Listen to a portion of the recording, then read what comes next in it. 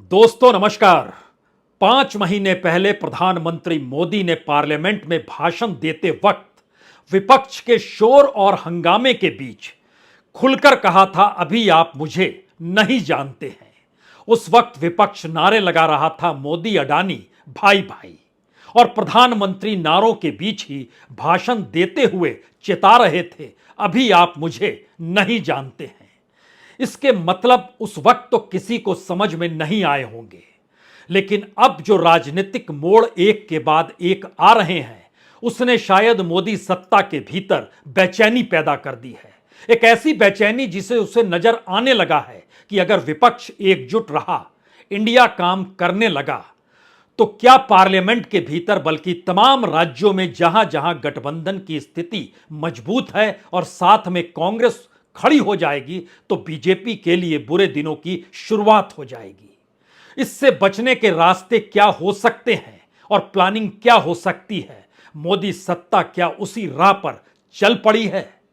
क्योंकि पहली बार ऐसा हुआ है कि ईडी चीफ की नियुक्ति को लेकर सुप्रीम कोर्ट ने 15 दिनों पहले ही कहा, यह नियुक्ति, यह एक्सटेंशन गैर कानूनी है। और आज उसी सुप्रीम कोर्ट का दरवाजा सरकार ने यह कहकर खटखटाया कि तुरंत सुनवाई कीजिए, हमारे पास कुछ फैक्ट्स हैं, हम ये चाहते हैं इस मुद्दे को आप सुने। और मुद्दा है कि जिस ईडी चीफ की नियुक्ति और एक्सटेंशन को संजय कुमार मिश्रा, उनकी नियुक्ति को आपने गैर कानूनी करार दिया था और 31 जुलाई को उनको रिटायर होना है, तो हम ये चाहते हैं कि उनका कार्यकाल नवंबर तक चले। और नवंबर तक क्यों चले, तो इसके लिए आप सुनवाई कीजिए। सुप्रीम कोर्ट ने भी वक्त दे दिया, कल 3:30 बजे हम सुनवाई करेंगे। लेकिन बात इतनी सी नहीं है। वह कौन सी प्लानिंग है और पर्दे के पीछे वह कौन से तंत्र मंत्र अपने तौर पर, राजनीतिक तौर पर काम कर रहे हैं, आज इसे समझने की जरूरत है। अगर इंडिया मजबूत हो चला है, तो क्या मोदी सत्ता उस मजबूत होते इंडिया को गिराना नहीं चाहेगी, तोड़ना नहीं चाहेगी, राजनीतिक तौर पर और तमाम संवैधानिक संस्थानों के जरिए उसे डामाडोल नहीं करेगी? अगर करेगी तो क्या कर सकती है? ईडी एकमात्र इस दौर में सबसे बड़ा राजनीतिक हथियार है। और जब ईडी की नियुक्ति को गैर कानूनी करार दिया गया, तो उसके बाद एक तमाम दस्तावेज, डाटा निकल कर आने लगे कि क्या वाकई संजय मिश्रा की नियुक्ति इसी बात को लेकर हुई, या उन्होंने तैयारी इसी बात को लेकर की कि विपक्षी राजनीतिक दलों को ऊपर कैसे नकेल कसी जाए। और सभी की फाइल एक एक करके खुलती चली गई। लेकिन ध्यान दीजिए, पहले राउंड में सिर्फ पूछताछ हुई है, तो क्या दूसरे राउंड में गिरफ्तारी होने वाली है? दूसरे राउंड में क्या सभी को जेल भेजा जाएगा? और अगर इंडिया को तोड़ना है, तो उनके इन तमाम पॉलिटिकल छत्रप जो हैं, उनको जेल के भीतर डाल दिया जाए और 2024 को लेकर करप्शन को ही मुद्दा बना दिया जाए। प्लानिंग बड़ी सटीक है, क्योंकि जिन बातों का जिक्र सुप्रीम कोर्ट ने ईडी चीफ को गैर कानूनी करार देते हुए दिया था, मौजूदा वक्त में उसके उलट नई परिस्थिति क्या सुप्रीम कोर्ट खड़ी कर सकती है? हमें लगता है कि आज तमाम डॉक्यूमेंट के आश्रय एक एक चीज को परखने की कोशिश कीजिए। सीवीसी यानी सेंट्रल विजिलेंस कमीशन अधिनियम और दिल्ली पुलिस स्थापना नियम संशोधन को सही ठहराया सुप्रीम कोर्ट ने, यह कहते हुए कि ईडी डायरेक्टर का कार्यकाल 5 साल तक बढ़ाया जा सकता है। जब सुप्रीम कोर्ट ने फैसला दिया था, उस समय तक सुप्रीम कोर्ट ने इस फैसले को अपने यहां सुरक्षित रखा हुआ था, यानी तब तक यह फैसला नहीं आया था। उसके बाद या उसी दिन कहें, सुप्रीम कोर्ट ने सहमति जता दी कि अब ईडी डायरेक्टर का कार्यकाल और सीबीआई डायरेक्टर का कार्यकाल 5 साल तक रह सकता है। तो संजय मिश्रा 2 साल के लिए ईडी डायरेक्टर नौकरी करते हुए थे। उसके बाद 2020 में जब वो रिटायर होने लगे, तो 1 साल का एक्सटेंशन दिया गया। और एक्सटेंशन देने के साथ ही सुप्रीम कोर्ट ने बकायदा अपनी बात को रखा कि 1 साल का एक्सटेंशन दिया जा सकता है, जिस पर सुप्रीम कोर्ट ने सहमति जताई। लेकिन उसके बाद के 2 एक्सटेंशन गैर कानूनी थे, और सुप्रीम कोर्ट ने जिस नियुक्ति को गैर कानूनी करार दिया, अब उसी नियुक्ति को दोबारा नियुक्त करने की इजाजत क्या सुप्रीम कोर्ट दे देगा? यह सवाल अब इसलिए बड़ा हो चला है क्योंकि एक तरफ ईडी के पास वो तमाम फाइल तैयार है, ईडी के जो मौजूदा डायरेक्टर हैं, जिनके कार्यकाल 31 जुलाई तक है, यानी संजय कुमार मिश्रा, उन्होंने जिन नेताओं पर काम किया है, जिन नेताओं की फाइल तैयार की है, जाहिर तौर पर कोई नया ईडी डायरेक्टर आएगा तो वो अपने अधिकारियों को अपने अनुकूल बनाएगा। चली आ रही परंपरा से उलट वो पूरी फाइलों को टटोलना शुरू करेगा। एक लंबा वक्त निकल जाएगा और मौजूदा स्थिति जो राजनीतिक तौर पर हो चली है, उसमें ईडी के पास वक्त की कमी है। सही मायने में सरकार के पास भी वक्त की कमी है। वो जान रही है, समझ रही है कि दरअसल संजय मिश्रा अगर पद पर बरकरार रहते हैं और अगर सुप्रीम कोर्ट 5 साल तक ईडी का डायरेक्टर कोई रह सकता है, इसको सहमति दे चुके हैं, तो अब उन्हें कोई दिक्कत होनी नहीं चाहिए। कल फैसला इसी बात को लेकर होना है। लेकिन अगला सवाल यह है, सरकार की प्लानिंग क्या वाकई इंडिया को तोड़ देने की है? और ईडी बिल्कुल उस बिसात को बिछा चुका है। 9 राज्य 10 नेता अगर एक एक को परखना शुरू करें तो उसके ऊपर लगे जो आरोप है और ईडी के पास जो फाइल है, पहले आप उसे समझ लीजिए, उसके बाद टेक्निकलिटीज में जाएंगे सुप्रीम कोर्ट की। लेकिन ईडी जिन 10 नेताओं को लेकर काम कर रही है, अगर उनकी गिरफ्तारी होती है और अगर उनके अपने राज्य के चुनाव पर उनकी अपनी साख पर बट्टा लगता है, तो क्या वाकई मोदी सत्ता ईडी के जरिए उस बिसात को बिछा चुकी है? और इसीलिए उन्हें संजय मिश्रा चाहिए, इसीलिए वह इस ईडी चीफ को खोना नहीं चाहती है। नेताओं की फहरिस्त को जरा समझिए। शरद पवार, महाराष्ट्र कोऑपरेटिव स्कैम, जिन नामों का हम जिक्र कर रहे हैं, वो सारे नाम ईडी ने सुप्रीम कोर्ट को सौंपे हुए हैं, यह कहकर कि इन नेताओं के खिलाफ मनी लॉन्ड्रिंग का मामला बनता है और इनकी फहरिस्त 125 नेताओं के तौर पर है। लेकिन यहां बात सिर्फ उन 10 नेताओं की, जिन 10 नेताओं की फाइल वैसे ही खुल जाएगी जैसे ही सुप्रीम कोर्ट इजाजत दे देगा कि नवंबर तक बने रह सकते हैं संजय कुमार मिश्रा पद पर। उसके पीछे सरकार कौन से कारण, कौन सी वजह बताएगी, वह बाद में बात होगी। लेकिन नेताओं का जिक्र हम आपसे कर रहे हैं। शरद पवार महाराष्ट्र कोऑपरेटिव स्कैम को लेकर, अभिषेक बनर्जी पश्चिम बंगाल के भीतर नियुक्ति का मसला है और कोयला स्कैम का मसला, दोनों को मनी लॉन्ड्रिंग से जोड़ा गया है। ईडी के जरिए फाइल तैयार है। तेजस्वी यादव, रेलवे में नौकरी के बदले जमीन, मनी लॉन्ड्रिंग को इससे भी जोड़ दिया गया। करप्शन के होते हुए सीबीआई ने अपने तौर पर हरी झंडी दी, ईडी ने उसे पकड़ लिया। उद्धव ठाकरे के साले हैं श्रीधर माधव पाटनकर, जो श्री साईं बाबा गृहिणी मिली प्राइवेट लिमिटेड चलाते हैं। तकरीबन 7 करोड़ के तो एसेट इनके सीज भी किए जा चुके हैं, यानी फ्रीज किए जा चुके हैं। इनकी भी गिरफ्तारी इस रूप में हो सकती है और इससे उद्धव ठाकरे कितना हिलेंगे, उनकी पत्नी के भाई हैं वो।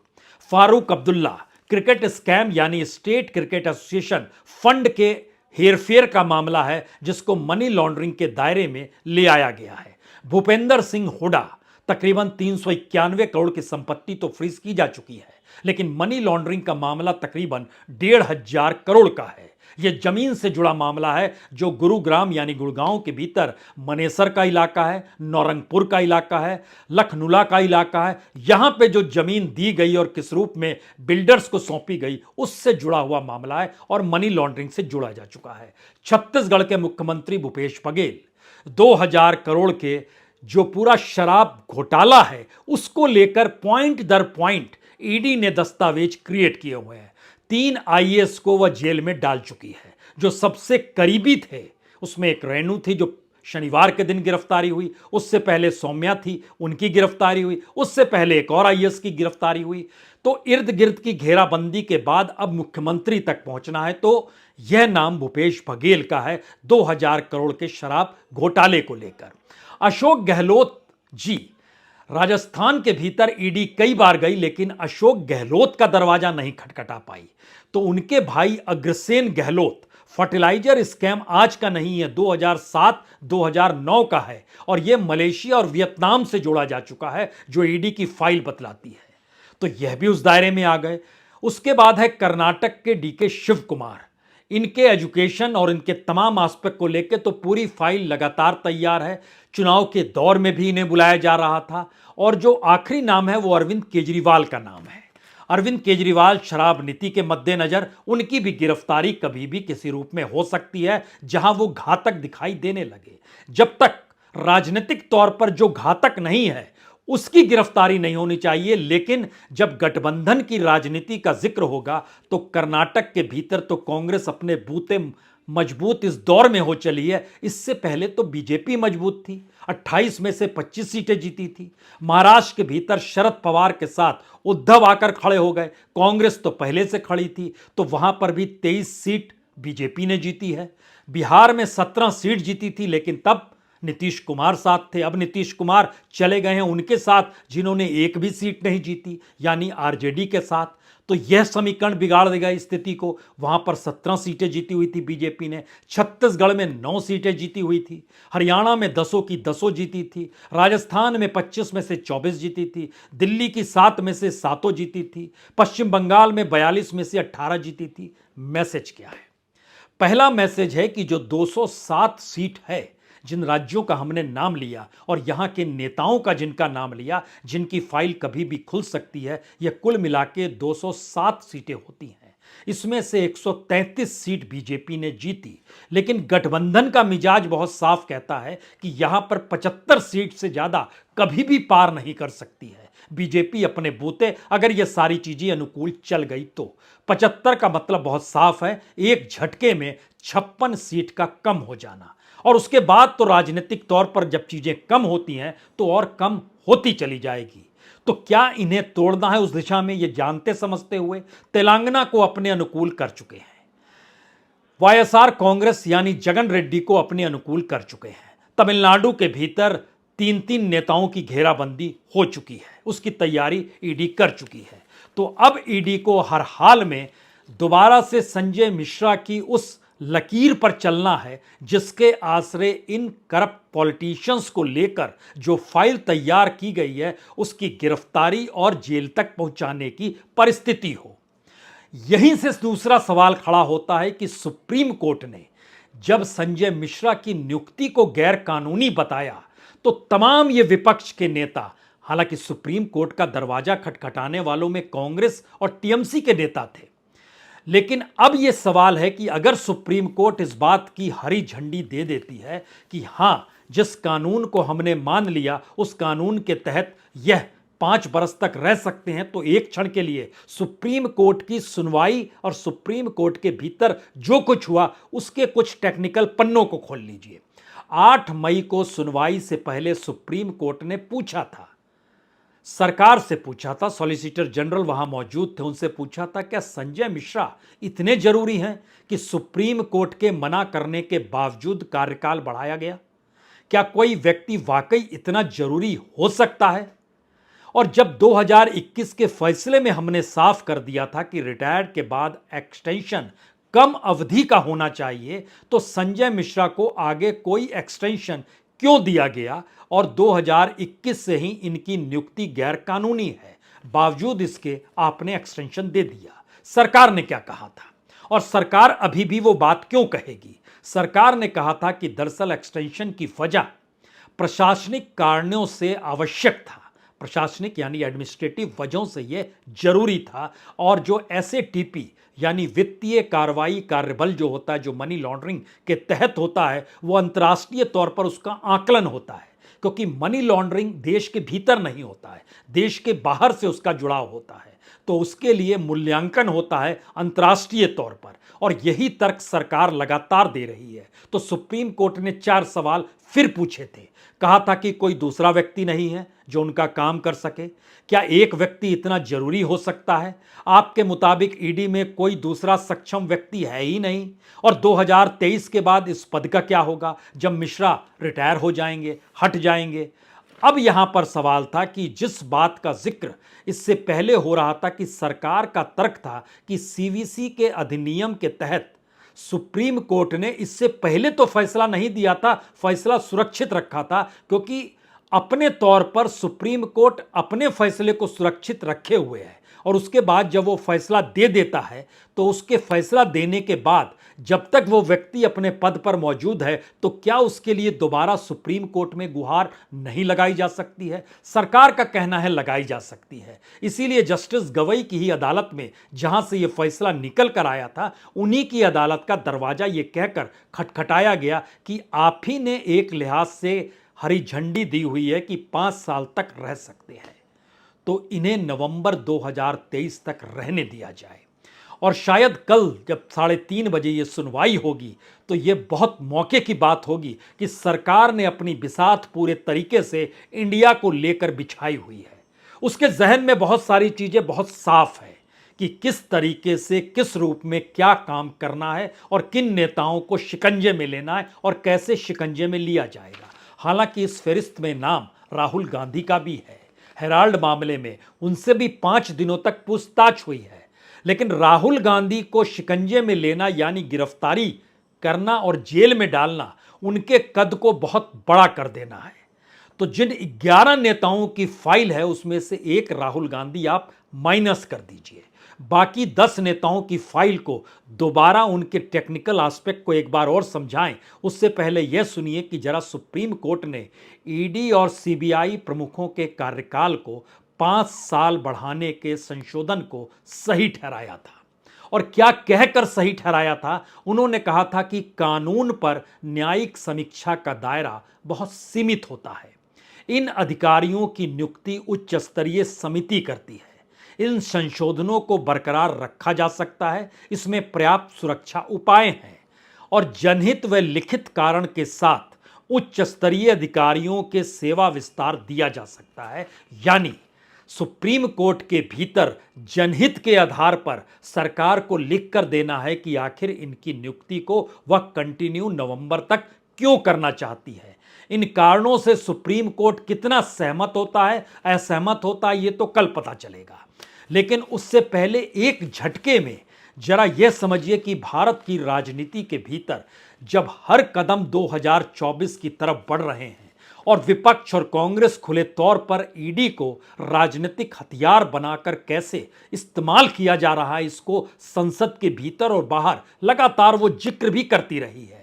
तो ऐसे में जिन 10 नेताओं का जिक्र है, अगर उन पर नकेल कसी गई, फाइल तो सबकी तैयार है। और लाइन ऑफ एक्शन क्या है, इसकी जानकारी संजय मिश्रा को है।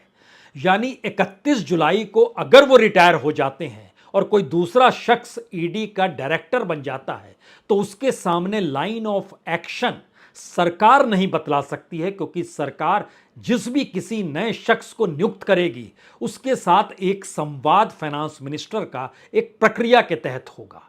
लेकिन जल्दबाजी इस बात को लेकर है कि इस दौर में अलग अलग राज्यों में चुनाव भी हैं और उनके नेताओं के जो प्रमुख वहां पर बैठे हुए विपक्षी नेताओं के प्रमुख, उनकी फाइल ईडी के पास तैयार है और लाइन ऑफ एक्शन पहले बता दिया गया था। तो अब क्या होगा?